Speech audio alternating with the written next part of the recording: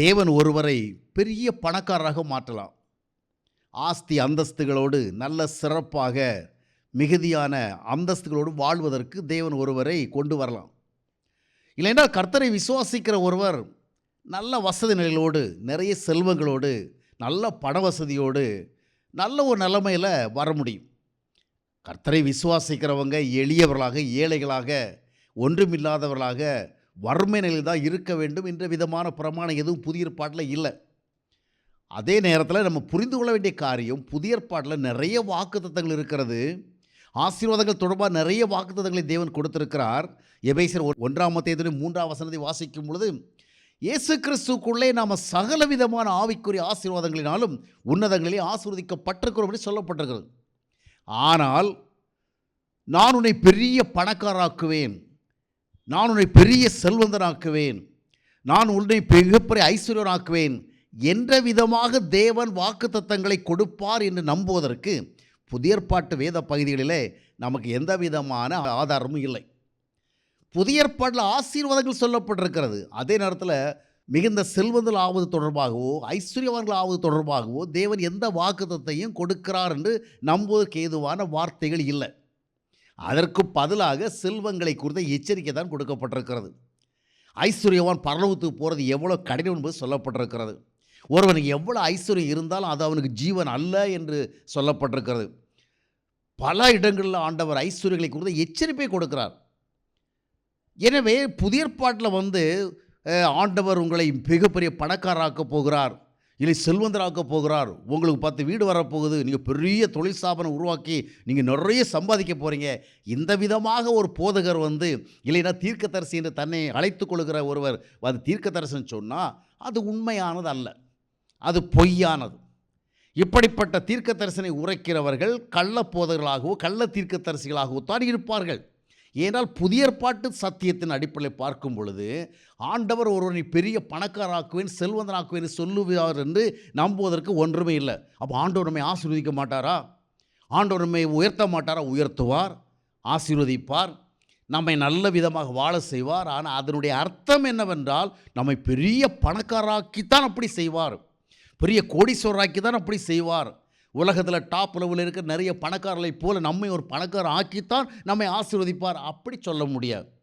ஏனென்றால் தேவனால் நாம் ஆசீர்வதிக்கப்படுவதற்கு நமக்கு நிறைய செல்வங்களெல்லாம் கட்டாயம் கிடையாது, இருக்கலாம், இல்லாமலும் இருக்கலாம். ஏன்னா ஆசீர்வாதங்கள் என்பது உலகத்தில் நாம் வைத்திருக்கிற பணம், பொருள், ஆஸ்தி, அந்தஸ்து இவைகளோடு தொடர்புடையதல்ல. ஆசீர்வாதம் என்பது கர்த்தர் நம்மோடு இருப்பது, நம்முடைய இருதயத்தை தேவன் ஆசீர்வதிப்பது, தேவ உறவோடு நம்ம வாழ்வது, அதனால் நமக்குள்ள நல்ல திருப்தியை அனுபவிப்பது, கர்த்தர் நம்மோடு இருக்கிற நம்பிக்கையோடு வாழ்வது. இப்போ பழைய ஏற்பாட்டில் பார்த்தீங்கன்னா அப்போது ஆபிரகாம் பெரிய செல்வந்தன்.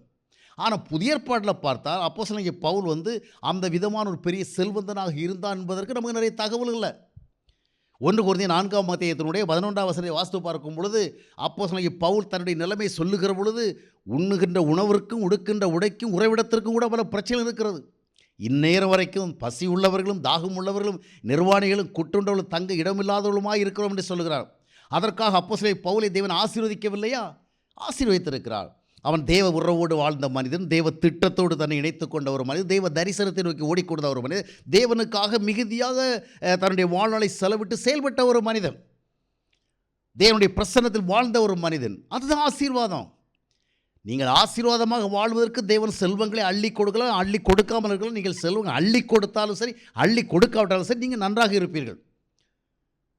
எதற்கு இதை சொல்கிறேன்? இன்றைக்கி நிறைய ஊழியக்காரங்க தங்களை தீர்க்கதரிசிகள் அழைத்து கொண்டு கூடுகின்ற கூடுகைகளில் கூடி வருகிற மக்களிடத்தில் அதிகமாக சொல்லுவது, ஆண்டவர் உங்களுக்கு ஒரு மிகப்பெரிய செல்வ வசதியை தரப்போர்னு சொல்லுகிறார், உங்களுக்கு 2 வீடு 4 வீடு தரப்போர்னு சொல்லுகிறார், உங்களுக்கு ஆபிரகாமை போல மிகுதியான செல்வங்கள் வரப்போர்னு சொல்லுகிறார், உங்களுக்கு ஆஸ்தி அந்தஸ்து வரப்போர்னு சொல்லுகிறார். இந்த மாதிரி பரவலாக நிறைய சொல்லுகிறதையே பார்க்குறீங்க. பெரும்பாலான இன்றைய தீர்க்கதரிசிகள் பணம், பொருள், ஆஸ்தி, அந்தஸ்து சம்பந்தமானவைகளை கொண்டு தான் தீர்க்கதரிசனை உரைக்கிறாங்க. நீங்கள் நல்ல முதிர் வயதில் வாழ போகிறீங்க, 100 வயசு வாழ போகிறீங்க, 120 வயசு வாழ போகிறீங்க, அப்படிலாம் தீர்க்கதரிசனம் உரைக்கிறாங்க.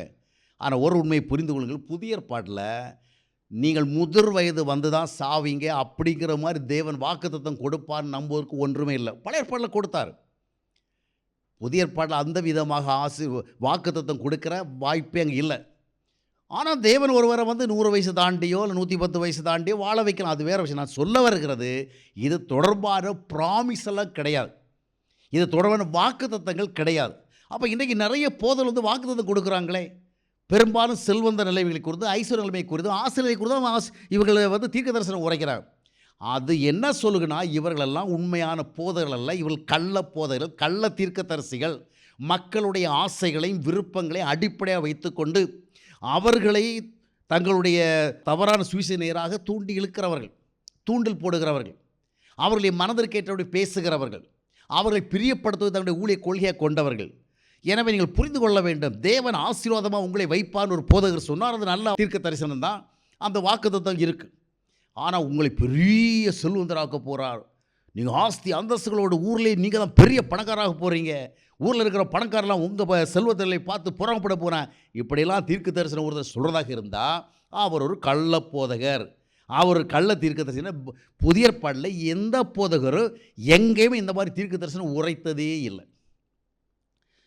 3 யோவான் 2ஆம் வசனத்தில் யோவான் வந்து பிரியமானவரே, உன் ஆத்துமா வாழ்வது போல நீ எல்லாவற்றையும் வாழ சுகமாக இருப்பாய் சொல்லுகிறாரே, அது ஒரு மனிதனுடைய விஷ், அதான் ஒரு ஆர்வம், வாழ்த்து. அது வாக்குத்தத்தம் இல்லை, இட்ஸ் நாட் எ ப்ராமிஸ்.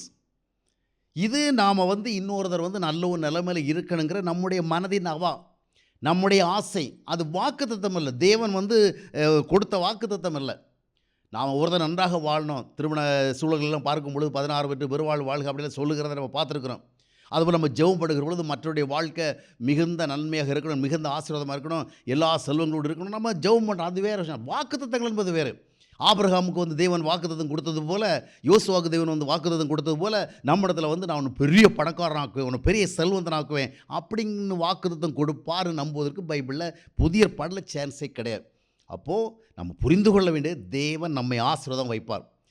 ஆசீர்வாதம் வைக்கிற வேளையில் பாருங்கள், அப்போஸ்தலன் பவுல் சொல்கிறவர்கள் எந்த நிலைமையில் இருந்தாலும் மனரம்யமாக இருப்போம், வாழ்ந்திருக்கவும் தெரியும் தாழ்ந்திருக்கவும் தெரியும். பிலிப்பியர் 4ஆம் மத்தேயு 11-12 வசனங்களை நம்ம வாசிக்கிறோம்.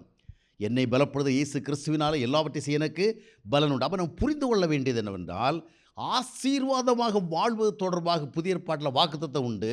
ஆனால் ஆசீர்வாதமாக வாழ்வதற்கு பணமும் பொருளும் ஆஸ்தி அந்தஸ்து தான் அடிப்படை என்பது உலக பார்வை, அது உன்னத பார்வை அல்ல.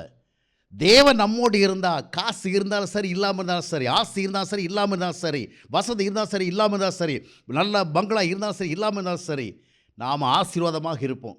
எனவே தான் அப்போஸ்தலன் போல் 1 தீமோத்தேயு 6ஆம் அத்தியாயத்தினுடைய 6ஆம் வசனம் சொல்லுகிற பொழுது, போதும் என்ற மனதுடனே கூடிய தேவ பக்தியே மிகுந்த ஆதாயம். தேவ பிரசன்னத்தோடு வாழ்வது, தேவ ஐக்கியத்தோடு வாழ்வது, தேவ வழிநடத்தலோடு வாழ்வது, தேவ கிருபையோடு வாழ்வது, தேவனுடைய நோக்கத்திற்காக வாழ்வது, தேவனுடைய திட்டத்திற்காக வாழ்வது, தேவ தரிசனத்தோடு வாழ்வது, இதுதான் ஆசீர்வாதம்.